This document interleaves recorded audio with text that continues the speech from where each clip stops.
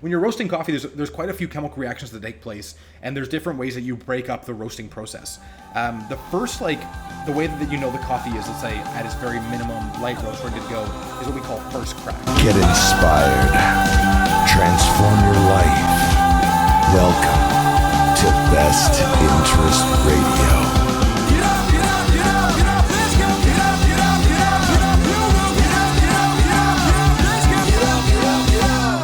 Hi everybody, as some of you may know, I lost over 100 pounds and transformed my life in a lot of different ways. And since then, it's become my mission to help other people do the same. I'm looking for 3 more clients who are ready to transform their life in whatever aspect. I'm also launching a group program called The Mindset of Weight Loss, which is focused on my ebook. So if this interests you, please reach out, send me an email, message me on Instagram, Facebook, you name it. Check out the link in the description to find out more. Okay, so today on the podcast, we have Conor Conway. And that's an awesome name, by the way. Oh, thank you. I'm sure you get that all the time. I don't know. It just flows well together. Anyways, Conor Conway is the owner of, is it pronounced Epoch or Epoch? We do Epoch. They're both proper, but Epoch is how we chose to. Okay, so a lot of people probably mispronounce it and call it Epoch, because we did at first for sure. But I know it's called Epoch, and it's definitely like an epic place to be. For those listening who have never heard of it before or a place like it, they do coffee tasting, which is, a little bit out of the ordinary from what I've heard from. Like, I've never heard of it in my life till Conor opened up his business. Like, what was it, a year or two now? Yeah, June 2020. Oh, June 2020. Mm-hmm. Cool. Yeah. And so you basically go in there, and Conor is the lovely host, along with, you probably have a couple other people that do it now too. Mm-hmm.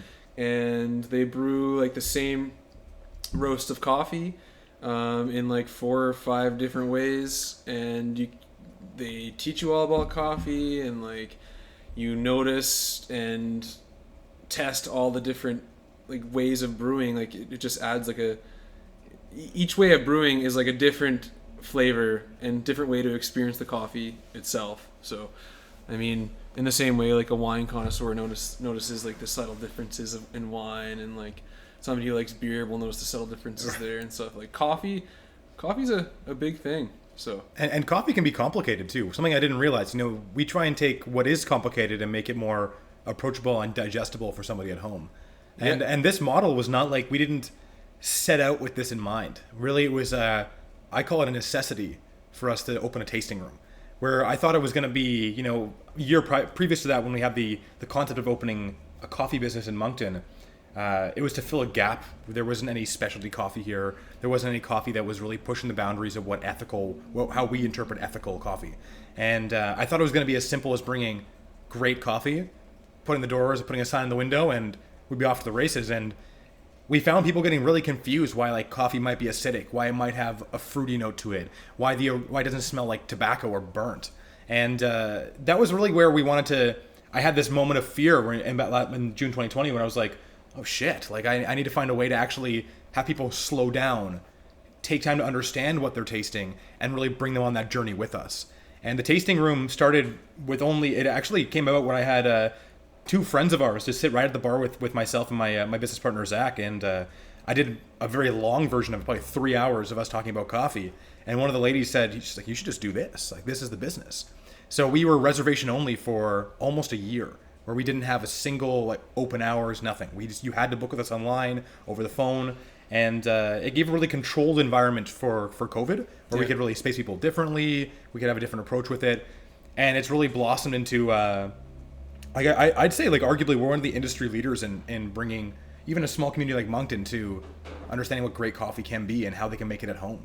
As opposed to me hoping for your $5 every lunchtime, I'd rather give you a bag of coffee a week and teach you how to make it. Yeah, you must have really opened up the door for a lot of people who like don't really know much about coffee, eh? Because myself, I come in here and I kind of already knew a lot about coffee, and I still learned some things. And so I'm sure you probably get a lot of people who just know nothing, and they're like, wow, like I had no idea coffee was like this. Oh, absolutely. I think one of the biggest points that always blew my mind was that people didn't know coffee's a fruit. Like, coffee is literally a fruit plant that we are taking a seed out of, roasting, grinding, and brewing. And for a long time, that was like the big wow. I remember even still, when I sit in the tasting room, you'd see half the group be like, I didn't know that. That's unbelievable. Did you know that? It's a fruit? And it starts making sense why there is acidity, why there is for lack of a better word, fruity notes to a coffee. Yeah. It literally is a fruit. Yeah. And it's fun. I've done some tastings, and my team will test this all the time, where we have to switch pretty quickly. I'll be talking to somebody, and you realize that, oh shit, they know what they're talking about. Like, this is someone who also knows coffee. They're starting from point zero, and we'll quickly escalate the level of geek we can go to. If you want to talk about just water extraction, let's do that. Let's focus on total dissolved solvents, and let's focus on water for an hour and a half. But it doesn't always go that way. It depends who's in the room. Yeah. So how do they discover coffee? Do you know this answer? How they discovered it? Yeah. I've heard a couple like lores. There's some tales of where it is. Let's talk about them. Well, I think one of the main ones, and it's done. Starbucks promotes this one too, is like the dancing goats. Okay. So it's an Ethiopian farmer who saw that his goats were eating these cherries, and they would become more animated. And the story is he like sits under a tree, and these cherries fall into his glass of hot water, and they steep, and then he gets more active from there. I have trouble believing that they just sort of like saw dancing goats and wanted to eat fruit. I think there was probably a longer lineage of them breaking something down, but that's like the origin story if I understand it. Yeah, I've heard that one too. I'm not sure if I remember hearing that they were like dancing goats, but I just heard like straight up they just saw their goats eating them, like their goats were attracted to them, and maybe they just had more energy and they were like, hey, let's try this too. I mean, a lot of things that we've actually discovered in the world that has been like just from observing animals and stuff. Totally. I love what I think was so cool about coffee, and it goes along with my passion for music too. I'm very into history, and seeing what happened afterwards, the next 600-700 years, was for me like I did a lot of research on that, because how coffee in the Yemenese Empire operated through Islam and the spread of Islam throughout the Middle East, and it's fascinating. It was really honored and honed in there, and then it didn't spread to anywhere else in the world, and then pretty much within 100 years it went everywhere. It basically broke through the Yemenese Empire. They have a couple of stories of it going to India through a man named Babu Badan, or going to the coffee houses of Turkey and Europe, and then it comes to the New World in the 1700s, and it's so cool to see that. And then you can really track a lot about culture and the geopolitical stuff happening through coffee. Yeah, and it's been like such a source of inspiration for so many different creators and businesses, like all throughout time. Like, as I remember reading from Michael Pollan's book, which we were talking about before we started, like like just how it was such an influence for a lot of different like famous composers and stuff. Like there was one, I don't know if you remember from the book, or if you even read the book, you just heard snippets, you said. Yeah, I heard snippets of it. Yeah, so there's this one music composer, God forbid, I can't remember the name, but I guess he like just lived off coffee, and like he would just like drink like sludge, like just hot water, and like drink the grinds and everything, like morning to night. And he said it like it's what gave him his like, I don't know, creative power, I guess. I'm trying to remember who that is, because it's on the tip of my tongue. I know exactly what you're referring to right now. A ridiculous amount of. There's coffee. a few other people too. Like there's a couple. I call them delightful weirdos in the classical music composition scene, where they would have like only grind like 41 beans for their coffee. I think Einstein was actually really? He like ground 41 beans for every cup of coffee he did. Oh, really? It was like meticulous. I love that. Well, yeah, and these days like the new way of doing that is just is weighing it, right? Totally. And weight is actually like we always recommend using scales, and like this is one where we toss up. We try not to be too forceful in how we sell here, because we want to help people on their journey and not assume that everyone can afford the $5,000 coffee setup that it might actually take to brew great coffee consistently. But scales, oh my gosh, they make life easier. Yeah. Holy jumping, yeah. Because coffee beans are different sizes. They have different densities, different weights. Just knowing you need 20 grams to extract 350 or 340, that's very simple for me. Like this coffee we're drinking right now, it's a beautiful Kenyan coffee. It's a bit of a bigger varietal of coffee, like they physically are larger. And then she roasted it super light, so it has a bit more density to it. Like if we counted 41 beans, it would not be the same every time compared to a different coffee we might pull out. Yeah, totally. Okay, so you're saying that depending on the roast, you adjust the grind size. Oh yeah, even depending on the varietal. Okay. It's and also extraction method. Extraction method will generally dictate what zone I'm going into for that, and then from there it's pretty easy. Sorry about that. Oh, no problem. It's a glitch in the matrix. Someone calling. Someone else's actually. Not even my phone. Oh really? Someone else's phone. Yeah. It's funny. They didn't have their coffee yet. No, exactly. So it's the scale makes it a lot easier for us to figure that out, just in terms of recipe. Grind size like that. Oh my gosh, I love that question, because I have to slow myself down, because I get excited. And I'm like, how do you like coffee to taste? Yeah. That will also help me dictate how we're going to grind coffee for you. Yeah. Because for this method, we made a pour over a little bit earlier, and for this pour over, if you prefer more bitter coffee, more astringent coffee, well, we can do that by grinding a little bit finer, using maybe a little bit less water, maybe pouring a little bit slower. If we want maybe more tea-like, we're going to grind coarser. We're going to have more sweetness in the cup. There's all these little things. So I'll often chat with somebody about what they actually enjoy in their coffee. Yeah. And then from there, we'll start tracing a recipe back for them. Yeah. Cool. And I guess like the grind size, having a consistent grind size for when you do brew coffee at home, like it makes it more consistent for the taste. Oh, absolutely. We're extracting a plant material. Yeah. You know, if they're all different sizes, they're going to extract at different rates. Where this is going to be, if we're all uniform and it's beautiful in there, it's going to hopefully, in theory, extract identically. So we're not going to get inconsistencies in our cup. Yeah. Which a lot of time it's like it feels dry. Like that's the best way to put it. Like I'll get like either dry or astringent, sour, salty notes, depending on what actually comes out from an inconsistent coffee. Okay, yeah. So a lot of it just goes down to like personal preference for that stuff. Yeah. Oh man, there's a great coffee company in Switzerland, and their motto I love. It's the best cup of coffee. The best cup of coffee is the coffee you like. Yeah. And I think that's just perfect. Yeah. You know, because we have a coffee here that's a $400 bag of coffee. And I think it's fabulous. It's the best coffee I've ever had. And not just because the price point's there. Like, it's actually the best cup of coffee I've ever had. It might not be enjoyable for my mother. She might hate that. Even if she doesn't know the price, she might just hate that cup of coffee. Because it's like, it tastes like a fruit explosion. It's like you're eating a fruit cup in melted ice cream form. Yeah, yeah. Which I think sounds delightful. Hey, that's not the same coffee that they extract from, was it monkey poop? Oh, there's a few animal poops. I think that's... I might get in trouble for saying this, but it's a bit of a gimmick. Yeah, yeah. It's and I think the big issue is that the people roasting the coffee are not the best roasters in the world. Yeah. So even though the coffee itself might lack malic or citric acid because of a digestive tract, it's not roasted very well. So we've tried it all. We had the elephant poop. We had the Kopi Luwak, like that's like the lemurs, essentially the big cats. Yeah. It was kind of boring. So we can just say the coffee was shit. It was shit. Literally, made from shit. It tastes like shit. Yeah. It wasn't very good. Yeah. No, there's so many. There are some gimmicks. We had I won't call the company out, but we had a Forbes list last year. They released the most expensive coffee in the world. It was about $700 for a pound of coffee. And wow. I know, which is absurd. And the packaging alone was gorgeous. So we bring this coffee in, and we're so excited. We waited for Christmas time last year. Pretty much almost a year to the day we waited for it.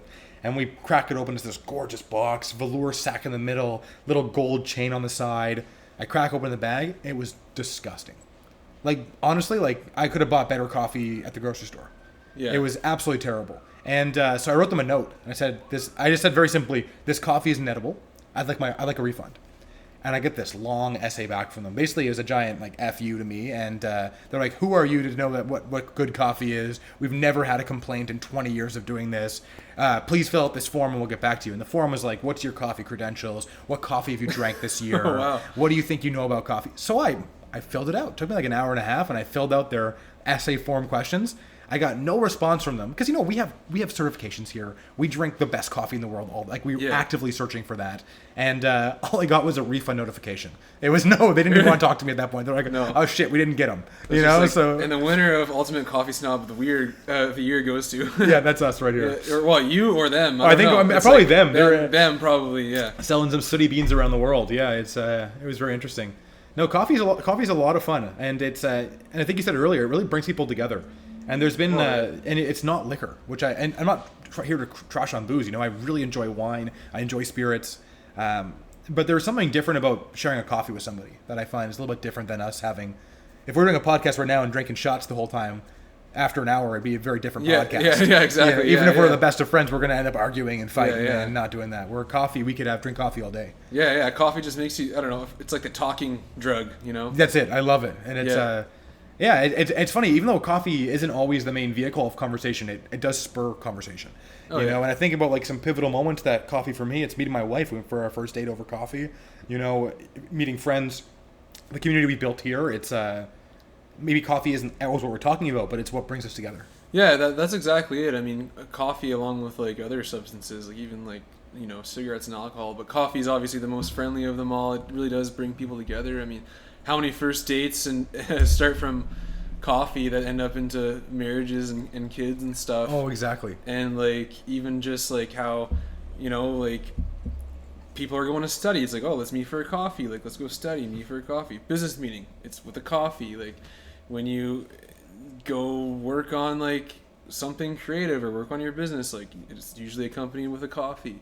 Absolutely. And so on and so forth. I mean, and I think we were talking about before, like even just like exercise, working out, like what caffeine can do in this form is really cool too. One thing we talked about cold brew in the room. I'm not sure if you were part of the tasting that we used to do cold brew to start. We don't do it during the winter as much, but for half the year we feature cold brew as one of our courses. And cold brew is so interesting because it can be such a high caffeine content, and with pretty much it's 0 carbs, 0 sugar. And so a lot of them, even like a pre-workout or people who are getting like really on a health kick there and trying to get some energy in the gym, if you're taking, something that has taurine in it all the time compared to just a nice cold brew, different story. Like I love having a cold brew in the morning in the summertime. Okay, so let's talk about the facts about cold brew then. So you're saying that it extracts more caffeine? Yeah, it's caffeine comes from contact time between water and coffee. Yeah. Now, and it's I had someone actually this weekend was talking about, on a general rule of thumb, people will say dark roast has less caffeine. And as an overall rule, they're absolutely right. It does, because you're cooking more of the caffeine off when you're roasting it. Okay. Now there are, and this is something I say, there's grains of salt with everything, right? That's not always the case. Yeah. Because different varietals of coffee can have different caffeine. Yeah. Different styles of roasting can produce different caffeine levels in that same roast profile. And so a roast profile being like dark roast, medium roast, light roast, that kind of stuff. So it's really the big thing to extract caffeine though is that contact time. So the longer you brew coffee with water, the more caffeine will get extracted into it. Okay. So this is why things like espresso has less caffeine. Because even though it's so much more viscous and there's more extraction of solvents into the actual liquid, it's only 25 seconds if we're pulling a shot here of actual caffeine contact time. Okay, that makes sense. For a second there, I thought that the cold brew might have had more caffeine because the water wasn't hot, like as if in maybe the heat took away some of the caffeine a little bit, or actually not at all. It's because we do a cold brew. It would be generally between 12 and 20 hours. Okay, yeah. So that it's just the length of time. It's the length of time. Yeah, exactly. Okay, and in cold brew, it has like less carbs and stuff in it compared to hot. Well, no, not even compared to hot. Coffee just has. Coffee in general. Yeah. I was gonna say, I don't know if there's something else. Coffee is like 99% water. Yeah, right. Exactly. It's mostly water. So it's when you think, and then you're just getting a lot of pure caffeine from that, which I think is just so cool. And I was more comparing it to like an energy drink. Oh yeah. Okay. Yeah. I see my brother-in-law. He's awesome, but he'll drink like a Monster. That terrifies me. You look at the ingredient list there, it's like, oh my gosh, like that is. I'd much rather just have a cold brew and I get the same effect that he's getting from his Monster energy drink. Yeah, without having to chug down 200 grams of sugar and everything else. Oh yeah, man, it's way better for you. And I mean, if you're consistently doing that, you're gonna feel better than you would chugging energy drinks all the time from all the fake sugar and stuff. Yeah, exactly. But yeah, coffee is like a wonder drug. You can call it medicine too. I mean, honestly, when used appropriately and not in excess, drinking like 7, 10, 12, 20 sludge coffees like that old composer back in the day used to do. But yeah, I know. I mean, like you drink it on like black coffee in the morning. That promotes autophagy. Your body's way of like healing and repairing and recycling itself. Where you replace all the old cells with new ones and fill with antioxidants, and it just gets you going in the morning to push through a workout. Oh, you're totally right. It's also a little bit of an appetite suppressor. Yeah. And as you know very well, like fasting is a great thing for you. If the longer you can, like if you have intermittent fasting in the morning, you're going to be like nice and healthy. Like that's a really good thing for purging your body and cleaning out that way. Coffee can really help promote that. Oh yeah. Which is so great. It's plus it's delicious. Like let's be honest delicious. too. It's also delicious. good. Yeah. It's just awesome. Yeah. No, I always use coffee as a catalyst for like fasting, and it makes it way easier, and it also just like enhances the benefits of fasting itself. So it's kind of interesting. How do you make your coffee, man? How do I make mine? That's a good question, man. See, like I love making it all different ways, and that's why I appreciate coming for the coffee testing, because each way you brew it just provides like a different taste, and it's like a different experience. So,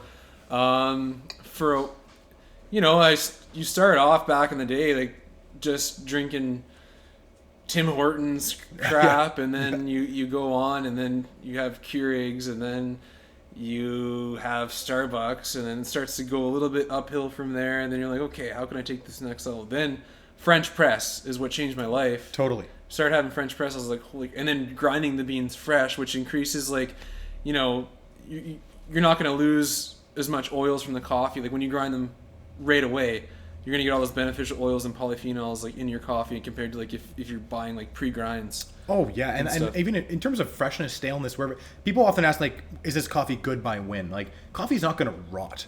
Like it's not gonna not gonna grow mold like a piece of food that you would have. Yeah. But as you said, like it goes stale so quick. As soon as you grind that coffee, like I said, the timer's starting. You're gonna have 48 hours. The coffee's gonna taste the same, and then it's gonna go right downhill. Yeah. Some people might not care about that, but I do. Yeah, me too. It's funny. We find, especially in our community here, that I meet somebody they're like really into craft beer. I'm like, you're probably gonna be into coffee too. I meet someone they're into wine. They're into, it could be anything. You're into music. If you're a passionate person, coffee's for you. Like, because like and that's what I often say we do here. We share passion. You know, it's just coffee happens to be the vehicle we've chosen right now, and that's what we're plowing ahead on, and we love it. But man, we could apply what we do here to anything. Oh yeah. Absolutely. Yeah. Passion is where life exists, in my opinion. Oh yeah, man. And I mean, like I said before the podcast, I mean, caffeine and coffee just like totally fits a jazz musician as yourself. Yeah, right. Yeah. I mean, I'm a musician. I'm not a jazz musician, but man, jazz and caffeine, you kind of you just naturally associate the two. Oh, you're up late in a smoky bar, so you gotta be drinking there. You can't. Yeah, that's right. Just jumping around on your instrument and stuff. Oh man, and it's funny. You know, I did my education in jazz, but man, I'm back to the world of classical music, and coffee works great there too. It's really music in general. Coffee go hand in hand. You know, I was saying this to you before. It's really that the fact that we can still do what we want in the evenings. I can still have lost time to practice. I can still perform. I can still be there. And then in the morning, I get up here and you're here at 7 a.m. doing your coffee stuff. It's great. Do you drink coffee late at night? As a random question for you. I don't. I used to.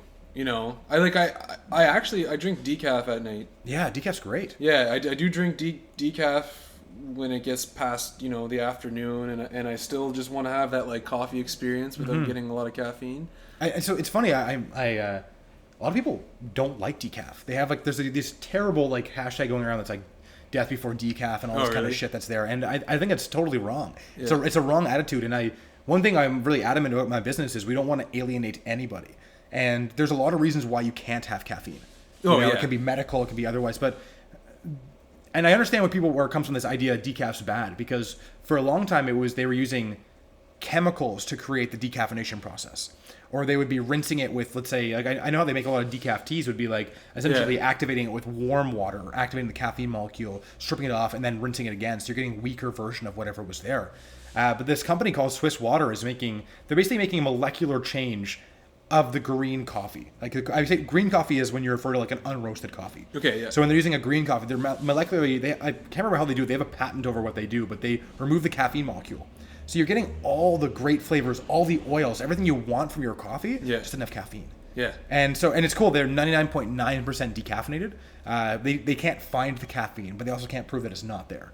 Okay. That's why it's 99.9. So we have it's funny. This started at the very beginning of Epoch, where we had some customers saying that they're like, well, who's pursuing the best decaf in the world? And I was like, that's a great question. I don't think anyone is. Well, I want to. Yeah. So I have 7 decafs on my shelf from 7 different roasters. Oh, you do? Oh my gosh, I have an incredible one right now from our friends in Las Vegas. Like it's Luminous Coffee. Like their decaf absolutely slaps. Oh my gosh. So I never liked decaf until I tried Kicking Horse's decaf, because I do like a dark roast. Yeah. And I found when I had Kicking Horse's decaf that it still gave me that like normal coffee experience. It still felt like I was drinking regular coffee. So why do you like? And I mean this. I say this all the time. Where I never mean judgment when I ask this. Why do you like dark roast? Why do I like dark roast? Because I like the dark, pungent, bitter flavor, and that's not too acidic. For sure. And acidity, and more you roast, you're gonna get rid of that acidity. It's a darker coffee will have less acidity. Yeah. Right. It's funny because we actually, I don't know if you know this, we have no dark roast here. Oh really? Yeah, because I can get that same bitterness, that same pungency without burning the coffee. Because there are a lot of other chemicals that get created when you hit that second crack. So sorry, I'll back up a second there. So when you're roasting coffee, there's quite a few chemical reactions that take place, and there's different ways that you break up the roasting process. The first the way that you know the coffee is, let's say, at its very minimum light roast, ready to go, is what we call first crack. Yeah. And essentially, it happens after, I'm going to improperly use this term, but essentially a Maillard reaction takes place of the sugars and stuff in the coffee, and there's an expansion and an explosion that takes place, and the coffee will erupt, and literally it loses about 15% of its weight, it will double in size, and that's the first crack. That's where light roast coffee is generally right before or at first crack. Okay. From there, any second after that first crack is called the development time. That's where a lot of the flavors in the coffee will get preserved or changed. You keep going from there, and a second chemical reaction takes place. That's called the second crack. And I say crack because it literally sounds like popcorn. Like you hear it in the roaster, it's like popping and cracking. That second crack, this is where like all these like negative kind of things will take place, and a lot of oils get produced. So you see these waxy coffee beans; those are actually not super good for you. Okay. It's not going to be as harmful as smoking a cigarette. It's not on that level. Waxy is the ones with like the oil. You can see the oil on the outside. Big time. And for me, I wanted to, when I started this business, I wanted to get away from that myself. Okay. And like I said, I can get the exact flavor you're looking for without going that distance. Okay. And I always put it back to like chicken. You know what I mean? Like why was dark roast invented? There's a historical reason and a practical reason. The practical reason is that it's easier to extract in water. Okay. It's more water soluble. It's hollow. It's burnt. Yeah. Also, burnt things taste the same. You know, if I have chicken from 10 different local farms here and I burn all of them, they're all going to taste like burnt chicken. You know, but if I cook them all beautifully and have different spicing and seasoning on them, they're going to taste differently. Yeah. Right? So that's kind of what we wanted to show here, was that we could get exactly what you're looking for without having to go that level of burning it. That's cool. I like how we're having this conversation, because I didn't even know that. I did know that dark roast has less antioxidants and stuff, and it was like a little bit worse for you because you're essentially burning it. And you know, I cook with a little bit of water when I cook meat or eggs because I avoid those carcinogens. So I mean, I'm all about like optimizing anything I can. So that's very valuable. I'd like to take you up on that test and just see if your roast can match to the flavor I'm looking for that dark 100% dark feeling, you know. And even how we source coffee, like I'll look for certain terroirs, like and I always explain that terroir is like what does a region taste like, what does an origin taste like in terms of coffee. Okay. Because there are very different tastes when you travel around the world. Yeah, totally. And different styles of processing coffee, drying coffee, that will give a different result in your cup. And generally, when someone comes in and they tell me, hey, I like bitter, strong coffee, I'm like, well, we're going to be looking at Brazil, Nicaragua, parts of Guatemala, even certain places in Colombia that do coffee. We're not going to go to like a really beautiful, high elevation Ethiopian coffee. Yeah. I'm going to terrify you with some acidity. If we go to Kenya, you're pretty much always getting acidic coffee. That's how they preserve and wash their coffees and stuff. So there can be like a good rule of thumb where you go to a shelf like ours and we have, 45 different bags of coffee. It's like, oh crap, what do I buy? It's like, that's where our team is trained to help you be like, hey, we're going to find a really nice hearty medium Brazilian low elevation coffee, maybe an Indonesian Sumatra coffee we're going to pull out, and you're not going to notice any difference, except that you're going to feel a little bit better in your tummy from having a lack of oil there. Wow, that's pretty cool, man. Yeah. What was I going to ask with that? Oh, so yeah, that goes to be back from what you were saying at the beginning, is like the ethical part of coffee. Mm-hmm. So what can you tell me about that? Because I think, there's a lot of these different brands that say they're ethical, but I'm sure not all of them are. And so when you source your beans, like what do you guys look for, and what do you consider ethical? So it's about the level of transparency, right? So what we can actually see, because I can pay a cooperative in Colombia a lot of money, and they don't pay any of their workers at all, let's say. Yeah. So they're making lots of money. We have a fair trade stamp on there, but it's not actually getting back to the people who are doing the work on the coffee farms. Okay. So for us, we're looking for transparent partners that can provide the information we actually want. So we have a few partners in Canada we've worked with. We have a few importers in the States that we work with, and a few farms we've directly actually sourced from as well. And it's challenging. I have to be careful what I say, because I don't want to trash like the idea of just what fair trade is, but fair trade is not fair anymore. And the real reason is there's no value for inflation. Where when fair trade was started in the 1970s, became a stamp in 1991, and farmers have to pay for this. So it is quite expensive for cooperatives to go out and get a fair trade stamp on their coffee, or an organic certified. This is kind of a cash grab for a lot of these businesses. Okay. And so fair trade, when it started, was $1 US. It pretty much has not changed in 30, 40, 50 years. So just by inflation standards, we should be closer to $3 or $4 American. And all the prices, by the way, they're in USD. I'm not talking Canadian prices. Okay. Like you buy coffee in USD, so it's where it is. So I'll tell you right now, very transparently, we share all of our prices with our customers. Our cheapest coffee right now is $4.50 for a pound. So that's US. So we are spending a lot of money to make sure that we can have the right relationships and purchasing the right people. So that's where a lot of, when I say ethical coffee, I look at, I can buy fair trade coffee for $1 US. That has been proven that to be unethically sourced. Okay. You cannot make money.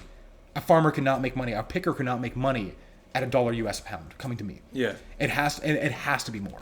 I think there was a great article in Standard Magazine, which is a wonderful publication, and I think they said it was like $3.50 was like when you can start actually having like ethical coffee. And coffee, by the way, is, since last year, This like I got a report this last year from a couple of my importers, and it is double the price right now for coffee, because it is the shipping logistics of COVID.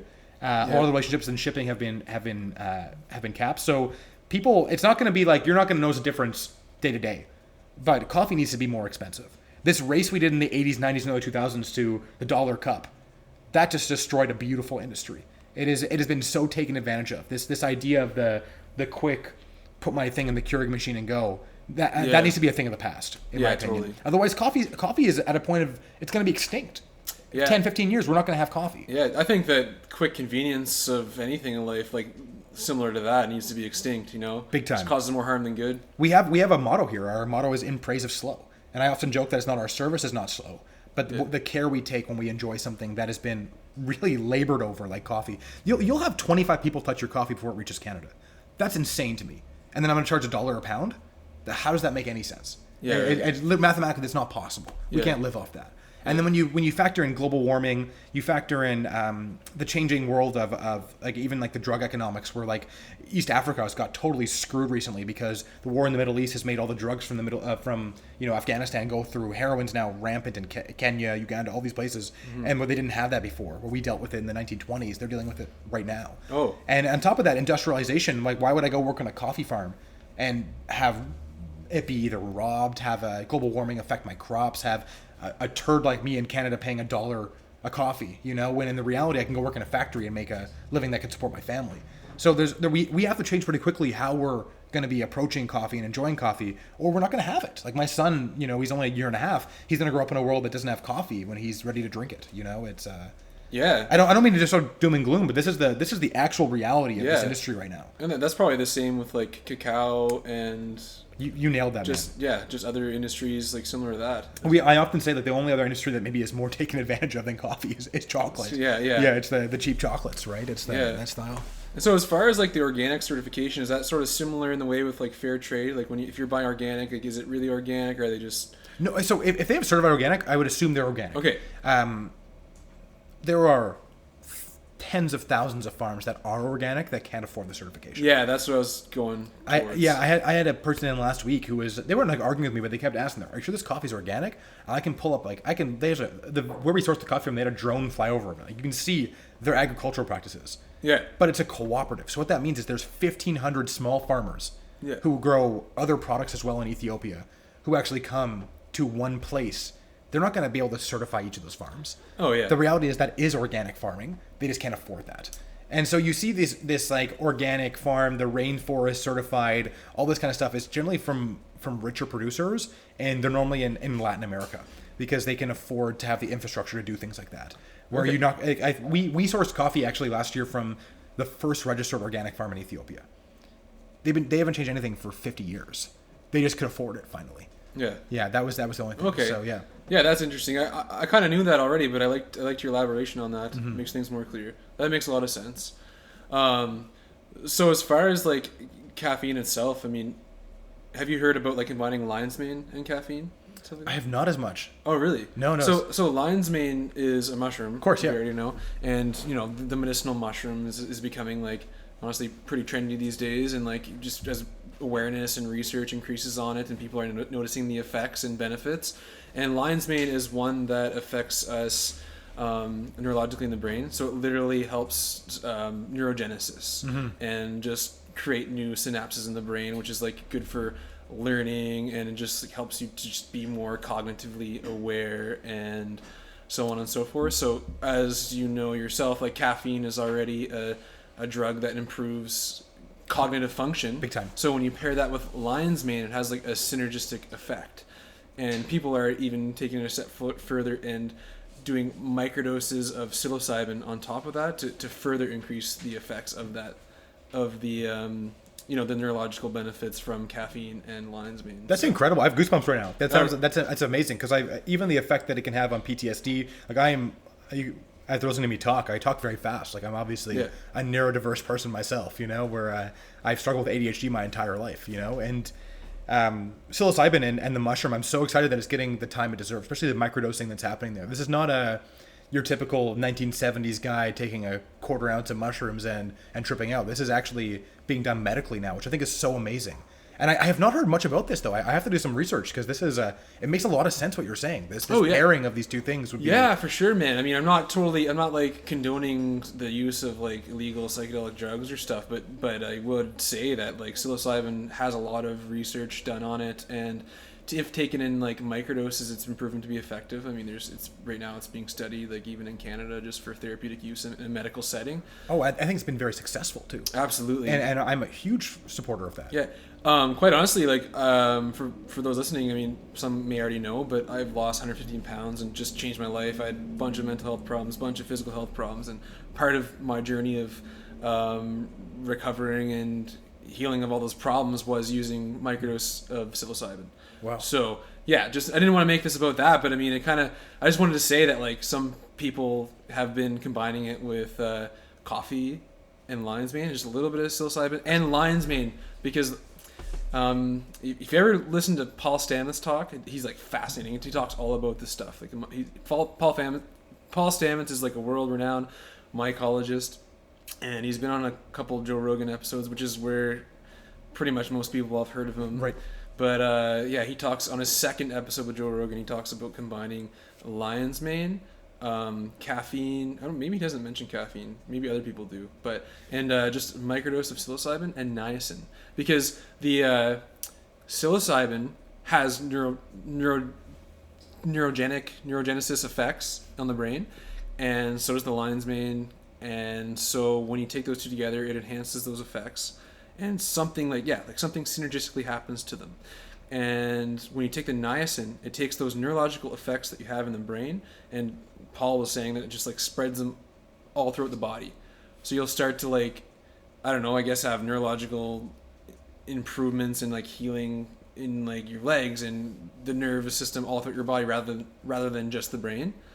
And so freaking cool. Yeah, it's pretty fascinating stuff. Yeah, I'm so glad we're at a point in our solution that we can start looking at this stuff. Yeah, because I'm still with these negative taboos on it. They've done nothing but hurt the people who want to use, the people who haven't had a chance to use. Yeah. Even I remember seeing a great Drugs Incorporated thing way back when they're talking about the headaches, those like crazy headaches people get, and then they found that the mushrooms like lion's mane, I think was specifically the one, could help solve people who had like chronic migraines. Oh yeah, it's so fascinating. I've heard the same thing with psilocybin too, so I'm not surprised that lion's mane would help as well too. It's almost like lion's mane just like very subtly helps the brain. So I familiar with, there's a very famous brand from Norway. I think they're in Norway, or they're in Scandinavia for sure. It's called Four Sigmatic. Yeah. So they're a big one. They're doing like chaga, which is like of course full of antioxidants. So they're doing like a certain type of mushroom, which we are very plentiful of in New Brunswick actually, which is super cool. Yeah. And they're doing that and some other types of mushrooms with caffeine and coffee. And have you tried that stuff before? Oh, absolutely, man. Like I actually, funny enough, I started working for a chaga and hemp company. No way. Okay. Yeah. Just recently, it's called Canoom Naturals, and he's starting up the company. So I'm helping him out with it. I mean, I've used chaga, I've used lion's mane, reishi, turkey tail, maitake, cordyceps, like you name it. Like I've used and researched all of them, and they all have their own little thing that they do.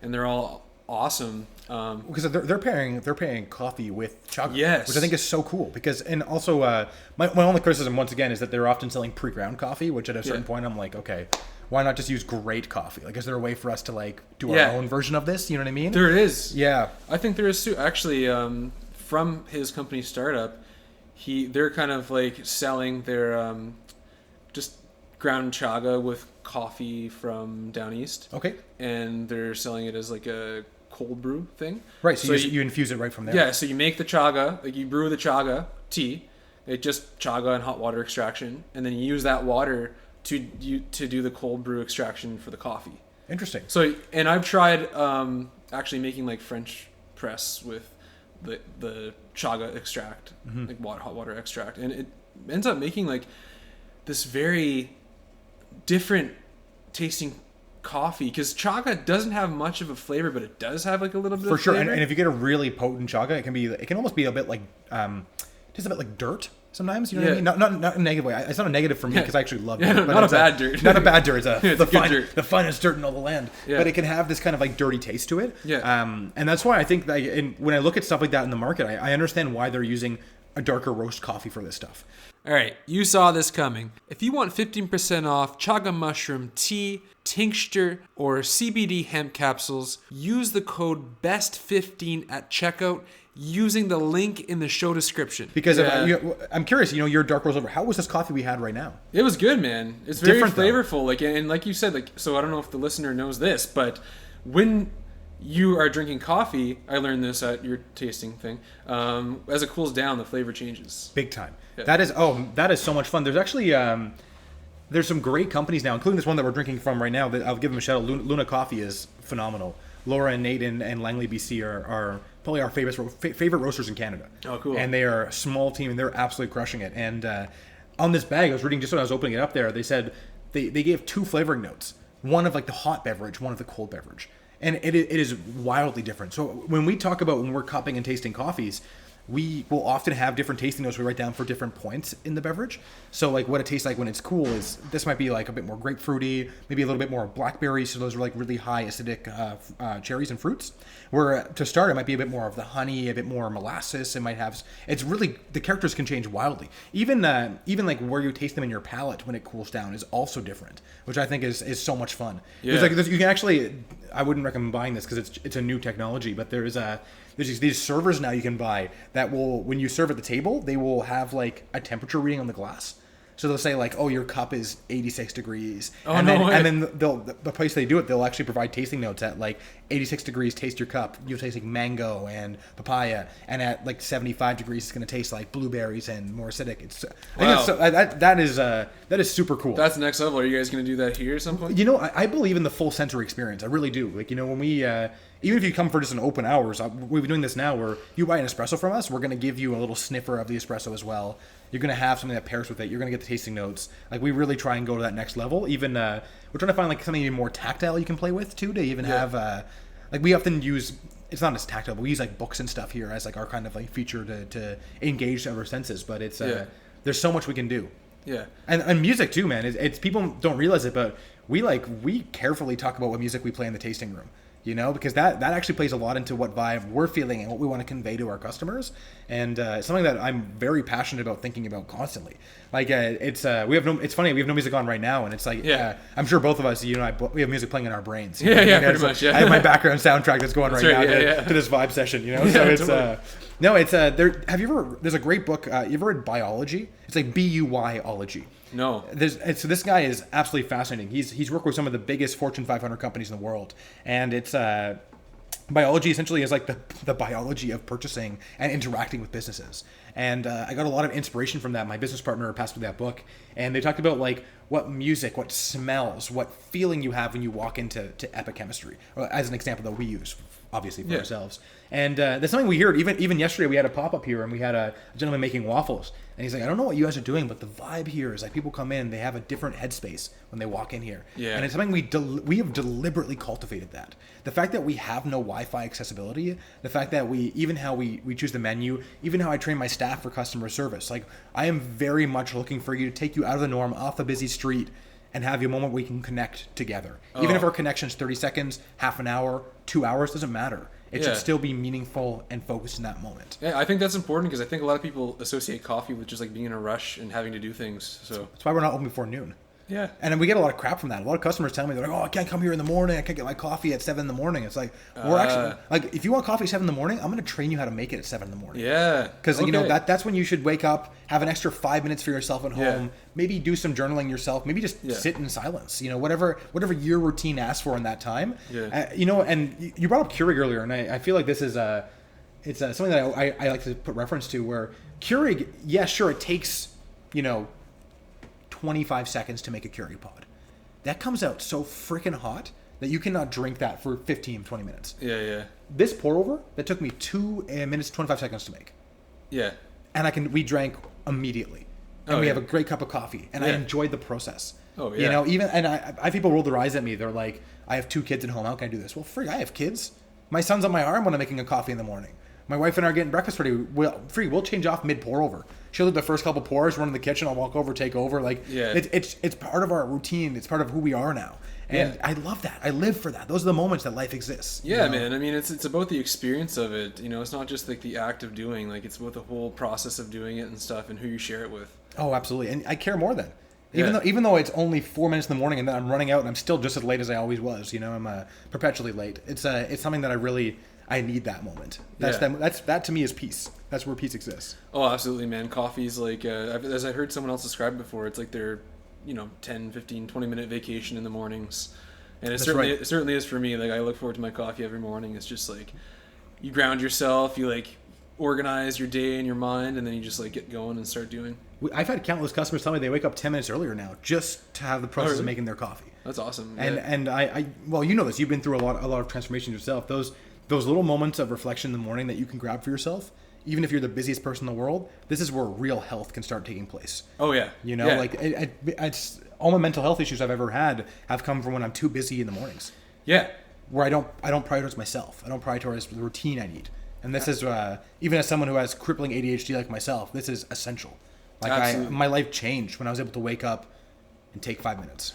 Absolutely, yeah. It makes sense, like, to slow down with coffee, and it probably like affects the way you metabolize it more, because in the same way, like when we're eating in a rush, in a stressed out state with food, like so if we're grabbing a snack or smoothie or even just like standing over the counter eating really quick before we have to work, like our body is in like a state of stress and fight or flight in that moment. So we're not going to digest that food and extract those nutrients efficiently. So it would make sense that we wouldn't like metabolize the coffee. Oh man, that's as well. I think you're spot on. You just blew my mind a little bit there, because that's exactly what it is. Yeah, you're not going to actually get the stuff that the benefit you're looking for. Yeah, exactly. And that's probably when you'll end up with like more of a crash from the caffeine and stuff, which honestly half the crashes from caffeine are probably if you put sugar in it. And oh, big time. And people don't realize even how caffeine interacts with our blood stream. You know what I mean? Like what is caffeine? You know, caffeine blocks the receptors that make us feel tired, essentially. The adenosine receptors. That's right. Yeah. And I saw a great, I'm doing it with my hands right now. You can't see, obviously, but it's, they're like little C's, and it comes and blocks that. And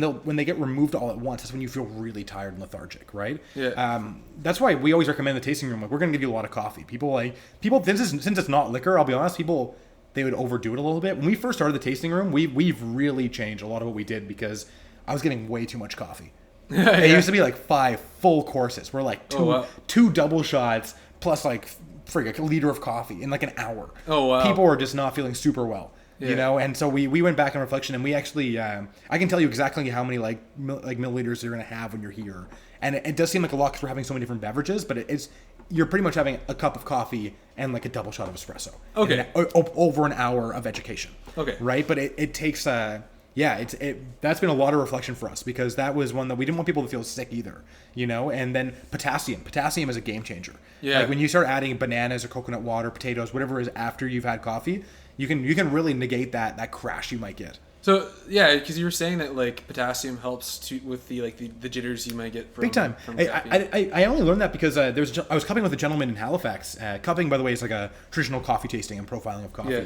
And he's eating bananas like every cup, and I'm like, meanwhile I'm 18 coffees in, and I'm like, what are you doing? As I'm shaking myself away, and he's like, eat bananas. Like it's gonna game change how you're doing. Hey, fun fact: there's a little bit more potassium in avocados than there is in bananas. I freaking love avocados. For all you keto people. Oh, that's fantastic. I had avocados today at lunch. That's great. Yeah. It's so and potassium. I was doing it with tasting one time, and I had a few doctors in the room, and one of them laughs. And he's like, "That's what we give seizure patients. Oh, really? They'll give them I won't say victims, seizure patients is potassium. Helps shaking. Yeah. Well, I mean, ultimately, that's a whole other podcast with somebody else who's an expert on minerals. But minerals are very important to our body, and caffeine does like deplete us in minerals a little bit, so it's good to replenish those. Absolutely. Through just getting your adequate nutrition. And you know, even the water composition we brew with, that will change depending on what kind of coffee I want to do, what am I doing with that, how I want to ingest that stuff afterwards. Because if I'm using like really calcium rich water, my coffee's not going to dissolve the same. I'm not going to get the same result of like my actual like digesting of the coffee. Yeah. Metabolizing, excuse me. Yeah. Do you test your water? Oh my gosh, yes. Yeah. Every day. Okay, so you wouldn't recommend people brewing with tap water at home? Oh, it depends where you are in the world. Depends where you are, I guess. Yeah, Moncton's not bad. Moncton's not too bad. Yeah. Very chlorine-y. Very much so. Yeah. And if you have a filter at home, that's great. You don't want water that's too soft or too hard. Yeah. You want to, there's like a sweet spot, especially for like espresso. Yeah. That's one thing that we used to do. We don't do it as much anymore. We used to do like a questionnaire for every person at the tasting room.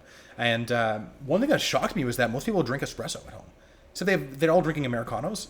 Yeah. You know what I mean? It's like there's very rarely anyone who's drinking like a shot of espresso. Like a real espresso. But it blows my mind. I'm like, that is the most complicated way to make coffee. Really? That's the hardest way to be consistent. Yeah. And on top of that, the water is so important. So important for espresso. Yeah, I always go for like spring water. I actually go collect my own spring water. Nice. It helps me connect more with like the water I'm drinking. Absolutely. Yeah, I've been doing that for a while and I enjoy it. But I actually just bought myself a cheap espresso machine. What'd you get?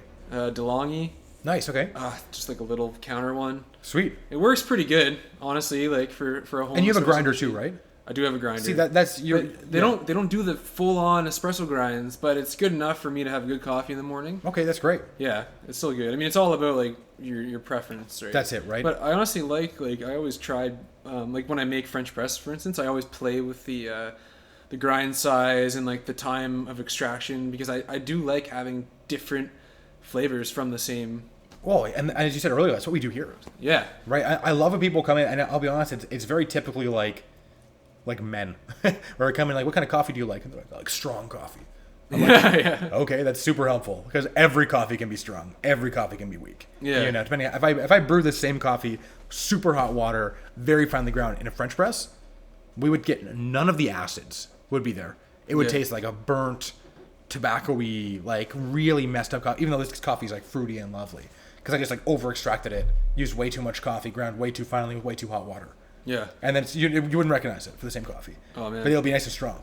That's cool. Yeah, so I love that too. So really, we try and say like leave your preconceived notions at the door. Like we want to try and break down and have you really enjoy something that you really want. Like people, a lot of time dark roast, historically our region is dark roast centric because coffee when it was first shipped around the world, it would mold. They didn't know how to store it properly. It'd be at sea for up to a year at a time.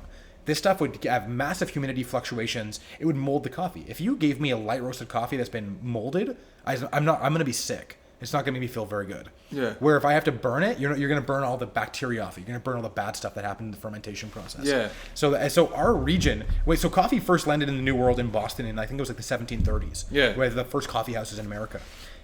We would get very old coffee up to this part of the world. So they had to burn it. That was like the tradition. And also when the coffee was taken out of, slave vessels or anything stolen from plantations and brought over into from Africa to Europe, that's where the French roast, Vienna roast, all these like Italian roast styles, they're burning shitty old coffee. Ah, cool. Because that's what makes it taste normal and consistent. Oh, wow. And also with espresso, you want dark roaster is better. Like people ask me all the time, what's the difference between espresso roast and a filter roast? Same bag of coffee, let's say like Monogram Coffee does this all the time, where they'll have the same coffee, filter roast, espresso roast. Yeah. Well, the espresso roast is developed slightly quicker. It's a little bit darker. The reason is it's more water soluble. So when I grind it, pressurize it, it's going to extract more evenly for the home brewer. Okay. As a theory. That's right? cool. So when we take a really light roasted coffee like this one here, I'm going to have to really tinker around with my grinder to find the right setting to create the right pressure to extract a good cup of coffee. Oh, that's cool, man. And I remember you saying there's like a little hack that you can do to home espresso machines. To, Big time. Better. Yeah, well, especially so there's a whole range. DeLonghi's one of them. Breville's the main culprit. Where there's a certain levels of Breville's that were designed, and they're not really advertised this way, but that's what they are when you read the fine print. They're for like pre-ground store-bought coffee. Okay. So it's like, and when you look at espresso in the store, it's like very coarse. Very coarse what they actually provide. So they have a pressurized portafilter. Essentially, portafilters are what attaches to the espresso machine. A little handle thing you see your barista use. Has a little thing on it where you put your coffee in, you tamp it down from there. That's the portafilter. Okay. The ones we have here, we use bottomless ones here. There's nothing pushing back on the bottom.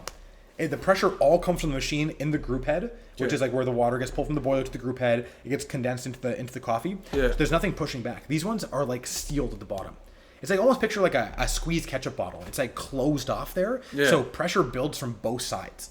And what happens is you get like a fake espresso essentially. Okay. So it's great on coarse coffee because coarse coffee will like, when you're doing that, it will provide extra pressure that you can actually have to do that with. So it's so what we do is I have a few machines that we've bought different portafilters, we bought different pumps for them. We've like stripped back the group heads and put different things on. You can put PID readers to understand what pressure you're dealing with and how to increase it.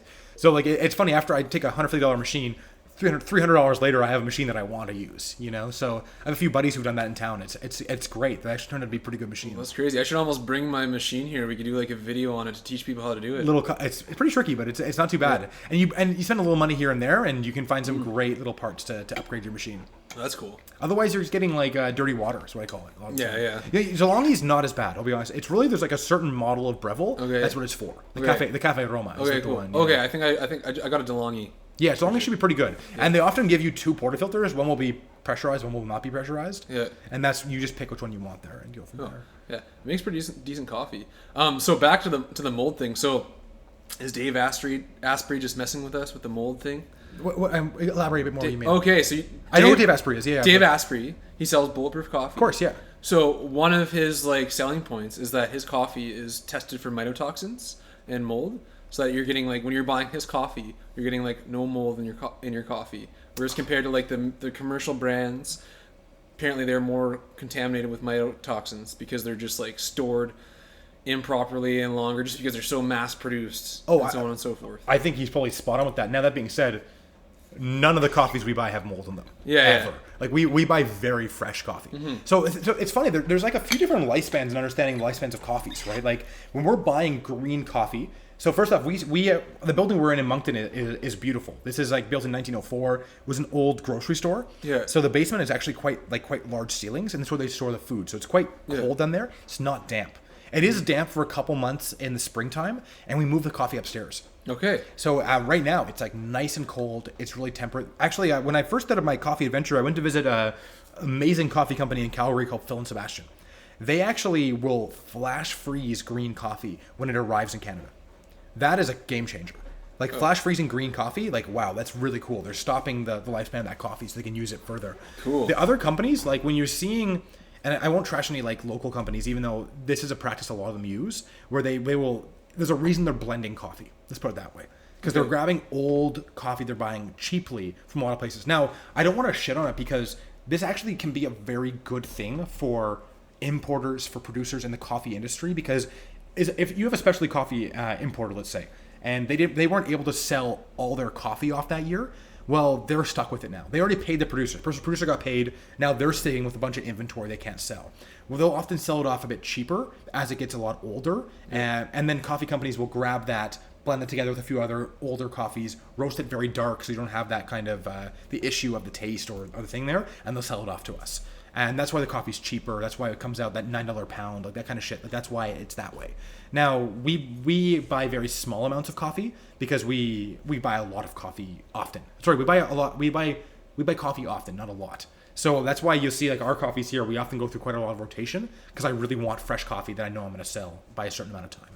Okay. And then I even like the crops, like I'm always happy to share this with any customer. Like I'll tell you when this coffee was picked, when it was dried, when it was processed, how long it took to ship here, when we got it. Like we have every part of the journey. So yeah, bulletproof coffee. I will say that the style of bulletproof coffee where you're adding fats to coffee, love that. Oh yeah, man, that's so good. It's a great meal replacement. It can be a great thing in the morning. It's a great way to digest it. The bulletproof coffee, like where he's just selling coffee, it's no different than what we do.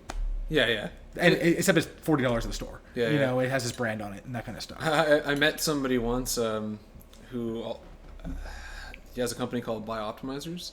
Wade Lighthead, his name is. He's from Moncton. Anyways, I saw him at the gym one day, and I don't know. I just went up and started talking and stuff, and I told him a little bit about my weight loss journey and how I listened to him on Dave Asprey's podcast. And we started talking about keto because I was like trying out keto at the time. And I remember, I'll never forget, he was like, Dave Asprey is an expert marketer. Yeah. And he starts talking about how he just like believes in carbs and stuff. He was a bodybuilder and he's vegan and stuff. Well, I just like, I blows my mind because I see it at the store. And not to like shit on Dave Asprey. Oh my I gosh. love him. But just like there's a lot of people who are just expert marketers, and like there's he's not bullshitting you. Like it is the truth. It's just like there's also other truths. Well, it's also why his coffee is like, it literally is $35-$40 a bag. Yeah. Because and it's not because that coffee is like worth that amount of money. Like Yeah. and some people ask me all the time, like, but $400 bag of coffee, why is that $400? And why is our coffee like the cheapest bag we sell is $20? You know, and it's because I just said it earlier, like, you know, we're spending $4.50 US per pound of coffee. Yeah. Plus we lose 15% of it. Plus we do profiling on it. Plus we package it with ethical packaging. Plus I have to keep my roof over my head and stuff. You know, at the end of the day, we're not making that much money off that $20 bag for a normal industry. Now we do it because we want it to be accessible. We want to build that price, that kind of that way of sourcing coffee and selling coffee. Now that $400 bag that I'm pointing to over there, it's a little box on top there. The reason it's $400 is it was an auctioned coffee. It's a rare coffee, and then it scores very well. It's like those three things are going to make a coffee more or less expensive. So when I'm buying coffee, we'll often get grading stores. Now, those are so subjective. Like, you can't just believe a grade. It's going to be amazing because it says 89 out of 100. Yeah. That's BS. Yeah. You have to taste coffee. You have to understand what you want to do in your menu and your kind of style. Yeah. But that coffee there is, like I said, for me, that's the best coffee I've ever had. It's an award-winning coffee, but it's auctioned. That's why the price goes up every year. It's not because that coffee is actually costing that farmer more money to cultivate. It's just rare and no one else has it, and then you can only buy it through an auction. So that's why the price goes up. Now, a lot of the other coffee, like, you look at different origins, like Kenyan coffee is generally quite expensive. And it's Costa Rican coffee. And Kenyan coffee, you're going to pay $6 US comfortably. That's like for a normal run-of-the-mill Kenyan or Costa Rican coffee. We have a Costa Rican right now that's $11.50. And like, we don't even blink an eye. That's just a normal price for Costa Rica. It's so different origins have different prices. Yeah. Brazil produces, I think it's like, I've heard different versions of this. Like, most recently, people have said that Brazil produces about 30% of the world's coffee. I've heard a high number of 70% they produce that much coffee. Regardless, they are the biggest producers of coffee in the world. Their coffee is often generally much cheaper. It's growing at lower elevations, so it's easier to cultivate. Mm-hmm. Like, there's not as much infrastructure at 2,200 meters that there is at 700 meters above sea level, right? So it's easier to get. As well, they have farming practices where they use machinery. So that's a big difference than hand selecting coffee. Yeah, it's a labor, right? So you start looking at, like, why is our coffee more expensive? Well, we're buying something that's been more meticulously sorted. Like, have you ever had a rock in a coffee bag? You ever seen that before? Not that I know of. That's very common in cheap coffee. Okay. Yeah, so cheap coffee is like quickly done. Often there's ripe coffee thrown in there. They mill it all down. You'll find stones. You'll find other fruit. You'll find freaking corn in there. And that's why it's just like hasn't been sorted very well. Okay. So coffee companies will either buy a destoner, which is like a massive machine you put all your coffee through. That basically the coffee floats, it goes to the bottom. The rocks get sucked out. That kind of stuff. But those are another $50,000, right? So you start looking at what I'd rather pay more money, have a company do that for me, and buy good coffee. So that's mind-blowing. Yeah, all this stuff. I have heard that high elevation, like, people have said that it's better. Is that true or no? Or so the easy way to think about it is that the higher elevation a coffee is grown at, being a fruit plant, is often it will yield less actual cherries per plant, but you'll have a higher sugar content for each of those cherries. When you're starting with a fresher coffee with higher sugar in it, you're able to get more flavors out, more acidity out of it. Like, acidity is often as much as I find acidic, that taste in that word deters a lot of people who've only ever had, like, say, dark roast or a certain type of coffee. It sounds terrifying. I don't want acid in my coffee. All coffee has acids in it, you know? Every coffee is malic and citric acid, right? So preserved acidity is actually what gives coffee a higher grade and is more sought after. This company I work with in Italy called Gardelli, their motto is acidity is not a crime. Because they're in Italy, which is like the darkest roast place you could probably go for coffee, and yet they have most acidic coffees I've ever had. Yeah, it's really I find that interesting though. I thought that was cool. Yeah, so the higher elevation will give you more florals, give you more fruit flavor, more acids, more of the natural sugars in the coffee. Okay, and so when people say, like, shade grown coffee, like, what does that mean? So I love these terms, man. So shade grown coffee can be that literally the coffee was shaded by other plants. Which means it fought more to get more fruit out of it. Now, often what I interpret that as is shade-grown coffee is like an agroforestry term, which is like essentially they're having other plants grow alongside the coffee. It's not like cultivated in a way that's like meticulously organized, like you're growing like a sea of green, 1,000 plants in under one little thing. It's not like that. It's like more wild, if you will. I prefer the term agroforestry because I'm looking for that. Shade-grown, I'm like, this kind of bullshit. Every coffee can be shade-grown. Doesn't really make that much difference in the cup result. When you have diversity in what you're growing, the soil gets more nutrients, gets more rich, gets more in an environment that you want coffee to grow in. Okay, so that's probably just a word that, like, a marketing term almost. Yeah. Oh my God, coffee's full of them. Oh yeah. Even like freshly roasted coffee, like, has to be fresh. Like, Generally, we a lot of our partners, just like every pizza joint in every town is like the best pizza in town. Of course, it's like every coffee has to be fresh. No, like a coffee fresh. The fresher coffee is the more carbon dioxide it's going to have in it. The more it's going to have a bit more of a bitter note to it because it's so fresh. Like we rest coffee here. Okay. So often, like when we have a bag on there, we're resting it for 2 or 3 weeks before we sell it to you. Okay, and that reminds me when you said the carbon dioxide is you taught me this. So the crema on an espresso, is that the carbon dioxide? Yeah. Okay. Yeah. So I think a lot of people maybe think it's the oils on top or whatever. Maybe it's partly the oils, but it's also partly carbon dioxide. Big time. Cool. Yeah. So that's why when you have a really fresh coffee and you pull an espresso shot, it's like entirely crema. Yeah. You ever seen that before? Like I can pull a shot right off the roast, like you don't even see black. It's like just all crema. Okay. Yeah, the entire, and then it will start cascading down as it evaporates, and then it will settle on top, but it'd still be really thick. So we had one of my most inspiring guys in coffee, and please check him out. His name is Patrick Rolfe. He owns Epoch Coffee in Copenhagen. Okay. This guy is incredible. Everything he does is amazing. We got a coffee bag from him, and just a bag to serve here. And I messaged him. I was like, hey, it was tasting kind of bland. And he was like, Frig, you're trying to serve that? Like, you need to wait 2 months. I was like, 2 months? Like, I bought this coffee to serve, kind of thing. I was like, what the hell? But I trust him. So I waited 2 months. Holy shit, that was the best coffee I had this year. Like, it was incredible because it had to rest. The way he roasted this coffee was so light, so fresh that it had to like actually delay before we did espresso. And then all of a sudden, like all these tasting notes we got was like blackberry, it was nougat, it was caramel. It was like, I'm drilling right now thinking about it. It was so good. Didn't happen until 2 months after roasting we got it. Oh, wow. Yeah. Man, there's such a science behind it that I was so unaware of until I met you and came here. Oh, but coffee is science. Oh, yeah, absolutely. Yeah. And also, back to being like... That's why you call it epic chemistry coffee. Right, yeah. And I also joke that chemistry is also between people. Yeah. You know, you make chemistry when you share a beverage, share an experience, totally. Share a moment with your community. We have like the 3 C's of our business, I call it. So our first one is community. And we have a mandate in how we use our money here, how we view our community here, and what community means for us. So, you know, we're in a rough part of town, so we give a lot back to Harvest House. Even in every week, we sponsored 5 families for Christmas this year at one of the schools, inner city schools. And we have a guy moving in our team who's moving more towards every month we want to engage with a community member. We want to engage more and celebrate more what's happening in our community. The other part is conversation. So when you bring a community into a space here, we serve amazing coffee. We give an experience. Hopefully it spurs some conversation about what's happening in our community, what's actually happening around coffee, what's happening on the ethicality here. And then our last word we use is contemplation. I want people to leave here with a time to contemplate what they experience, to understand that there is a different way to enjoy a beverage like coffee or anything in the world. You know, you can take what we did here and apply it to mushrooms, apply it to whiskey, apply it to what you do in your routine in the morning. Like that's the contemplation moment. And only through contemplation can we actually make change back to our community. And then it starts again. So that's sort of like how we see our use of our business through those C's. Oh yeah, that's cool, man. Yeah, you're really providing a lot more meaning to what it is to drink coffee and experience coffee and just gather with people and have coffee. That's right. And meaning is so important. When we attach meaning to what we do, not only do we get better results, but we feel better. Right. Yeah, absolutely.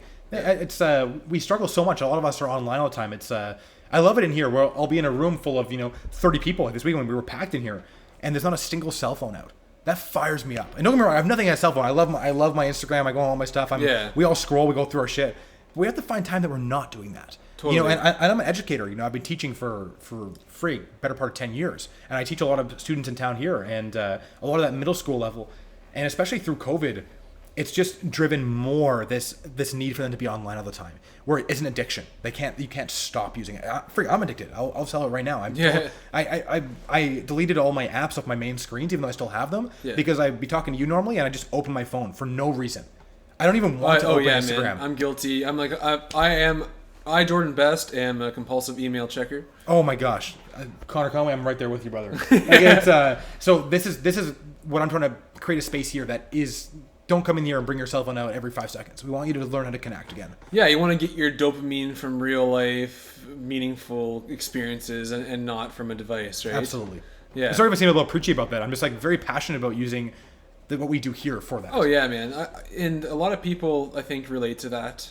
Even though we all are guilty of sort of being slaves to our devices, but all of us deep down, we do desire that authentic connection in person, and to slow down. And if we're gonna have coffee, have it at a place where you can slow down. But it's how many coffee places are doing that now? They all have apps now. Like Starbucks, I don't even talk to anyone. I can just go order on an app and go pick my drink up.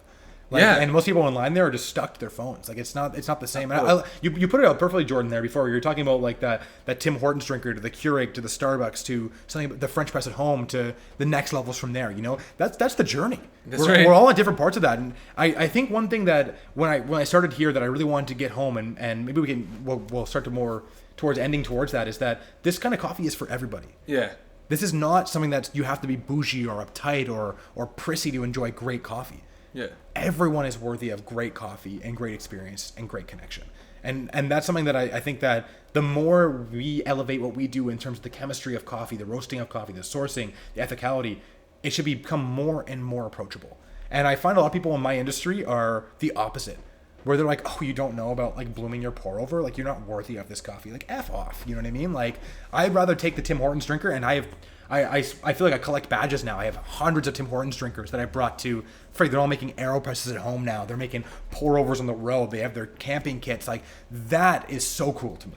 Oh yeah, that's awesome. Yeah. There's more to coffee than what's just in your cup, and there's more to life than what meets the eye, right? That's it. Well put. Yeah. Well put. And before we end, I wanted to just say a couple cool coffee facts that we never talked about yet. Oh, sorry, please go ahead. Going back to the jittery thing, like people who get, find them maybe themselves too anxious or too jittery with the caffeine. If you pair L-theanine with coffee, it has a synergistic effect and helps relax you. So L-theanine is like an amino acid that basically just helps us relax.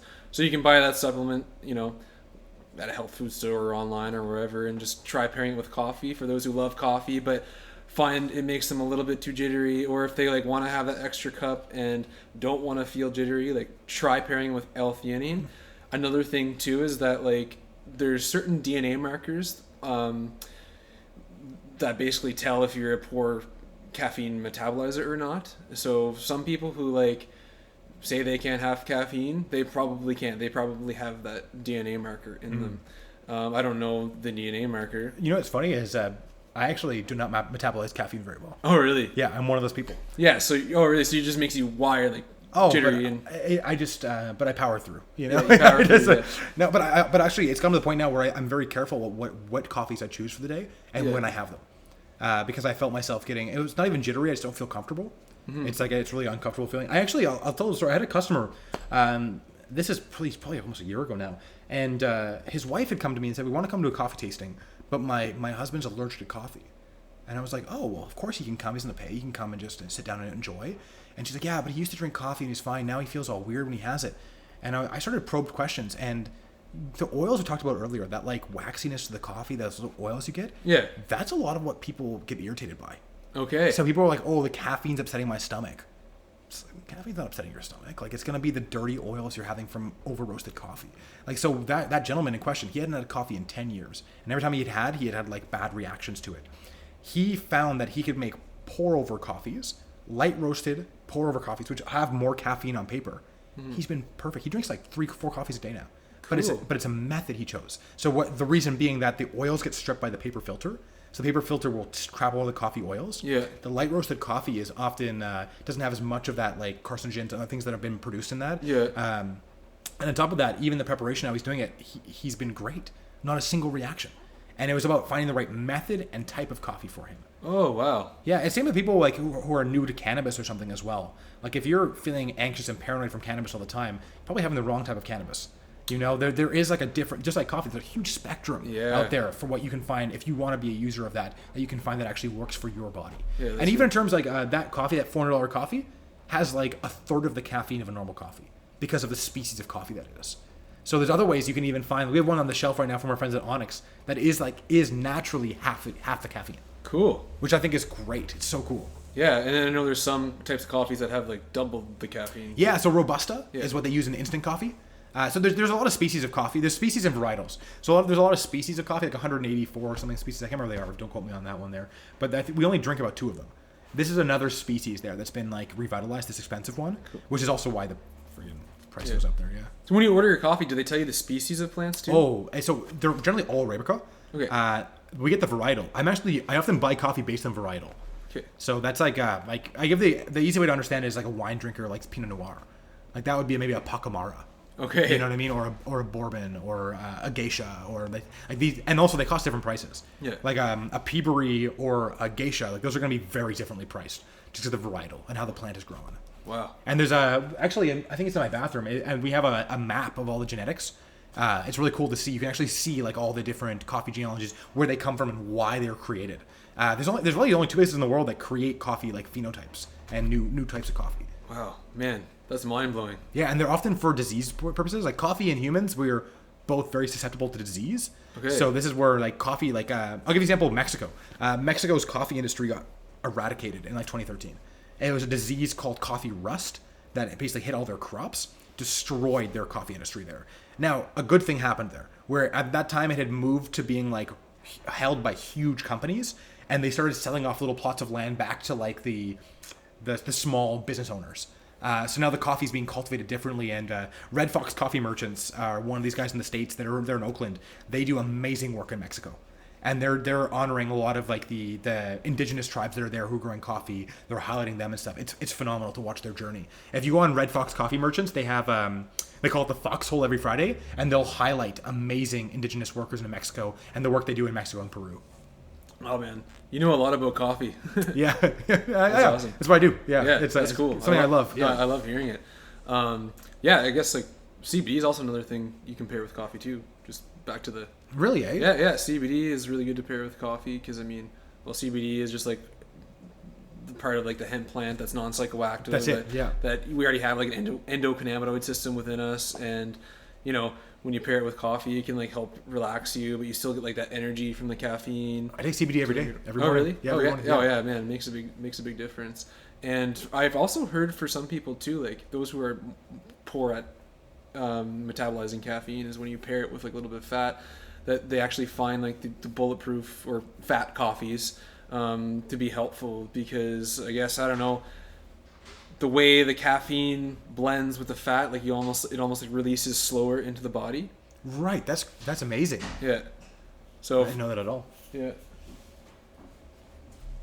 So for those who don't know what bulletproof coffee or fat coffee is, it's basically just like you take your coffee, usually like a French press, probably do a pour over too. Yep. And you just put a little bit of usually grass-fed butter. Organic. Ghee is the best. Yeah. But ghee is the best. Ghee Yeah. is the best. And then some people add MCT oil to it. And you can add like, I don't know, lion's mane or whatever else you want in it. But generally, like what I like for flavor wise is just like ghee and, French press. Like it's And with the flavor too, that's what you nailed. The ghee is the best flavor. Yeah. People have done coconut oil. You can find people put like 6-7 things into it too. But yeah, no, I find ghee is by far the best, and I metabolize the best as well. That's yeah. So you've experienced it yourself then? Oh yeah. Oh my yeah, gosh, cool. I was into that. I was in a huge kick for that. Oh really? I'm less into it now myself, Yeah. just because it's funny, like my coffee purpose has changed. Yeah. You know what I mean? Where I'm often like, I'll put myself in a work mode, or I'm in like true like trying to disconnect mode. It's like either one of the two. So it's less about like a suppressant for me, appetite suppressant or that kind of stuff. So I'm often more like really excited to taste like exactly what this coffee tastes like and dial this in, as opposed to adding something to it myself. That's just personal. That's not. I would never recommend a customer to do what I'm doing. Yeah, I think I go through phases myself. Like sometimes I just really enjoy that ghee and coffee, and other times I just like it black. Like just it feels buttery. Yeah. The mouthfeel is wonderful. It does. Yeah, people think it's nuts when they're like butter in coffee. Well, I'm like, well, do you put milk in coffee? Because butter is just basically a step above milk, and then ghee is a step above butter. Right. Exactly. Yeah. That's a perfect way to put it. Yeah. Do you always drink coffee black, or do you like coffee with milk and cream?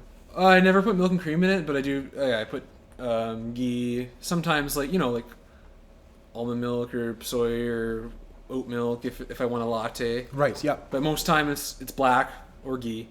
Right. Like the espresso is black. I'll put a little cinnamon in it. I learned that in Cuba. Yep. I backpacked Cuba in 2019, and we were like hammocking around in the middle of nowhere, and we stayed with like a Cuban friend, and they're all about the espressos, and they all put cinnamon and a lot of sugar in it. I wasn't about the sugar, but I did enjoy the cinnamon aspect. And let's be honest, that's really taken from the original way they drink coffee. When you look at like a lot of the Islamic ways of drinking coffee, it's like with star anise, cardamom. If you look at, and different countries in Northern Africa will have a different spice they use in the bottom that they'll brew right into. Yeah. Really cool. It's and that's delicious, by the way. There can be absolutely delicious versions of it. It's So the star anise is really cool. Cardamom is great, and they'll brew literally right onto that. Cool. Yeah, so I can do the same pour over, but I'll put like some cardamom in the bottom there and we'll brew into it. Yeah, that might be cool to try sometime. Oh my gosh, yes. You ever had Turkish coffee? Describe Turkish coffee. Turkish coffee is the finest grind of coffee. Yeah. Traditionally, it can be done in a little copper pot, often on the line of a long stick. What they'll do is they'll put the coffee in there. Traditionally done, you might see online. There's like a sand box with a fire underneath that heats the sand up. Yeah. So they put the copper thing, descended in the sand. They'll move it around a little bit there, and you'll see it like foam. Hit the foam off. They pour it through a filter. Before you'd pour it just in a cup, and you get like a lot of grit and grime. They pour it through a filter now. It's very strong. Very, very strong. Yeah, I've never tried one. I'll have to try one sometime. Oh, Turkish coffee's cool, man. I also like copper things, so it's pretty next level to have like a copper brewer at home. Yeah. I don't have a sand pit though. I think my son would be pretty pissed if I took away a sand pit. But. Yeah. Well, it was funny when I was in Cuba because he thought we were crazy for just wanting big cups of coffee because they're so used to having the espressos. That's just their thing, and we're so westernized and like just to like have all these materialistic items, I guess, and just have big things all the time, and like we have this like limiting belief that like bigger is better, and ultimately like coffee, it's almost like we overconsume coffee by always going for big cups, number one. And number two, what's interesting about it is like when you have just an espresso, you're almost like forced to enjoy it more, even though it's like a tiny cup. You're just like you're appreciating it more than you would like a full cup, because the full cup, a lot of people just like they'll go get their Tim Hortons extra large and not even think about it. Terrifies me. You're just like, it's a terrifying thought. But when you're having like a little espresso, it's like, oh man, I'm gonna make this last. You're consciously deciding to make this last a little bit sips, longer. little things. Yeah, so I really appreciate that aspect, and so. Well, I think we're the only place in the world that has big coffees. Yeah. There's nowhere else that does this. Yeah. You want to terrify an Italian man like from Italy, like or a woman, bring them a freaking extra large coffee. Like, what's this dirty soup water you're bringing me? Like, it's I don't get that either. I don't ever drink more than like what you saw me drink right now. Like that's how I enjoy coffee. Yeah. Is like literally like 150 mils. Oh yeah. Little one here. Yeah. And plus, it's also fun for me. I can make another one later on. Like it's you just change your recipe. That's all it is. Yeah. It's all recipes. It's That's right. You can enjoy it more that way. Well, yeah, man, Frig, I appreciate you sitting down and having a conversation with me. It was awesome. This was so much fun, man. It was, yeah. Let's do it again sometime. It was, yeah, we will for sure. Yeah, if we can think of some more stuff to talk about coffee or whatever. Oh, I will never run out of stuff to talk about coffee. It sounds like you won't. But yeah, I'll post your links to the description so people can find you and buy your coffee and all that jazz. And wicked! Thank you so much, man. Yeah, thanks very much, man. And thanks for sharing with me. This is great. Nice connection. Nice connection. That's how I like it.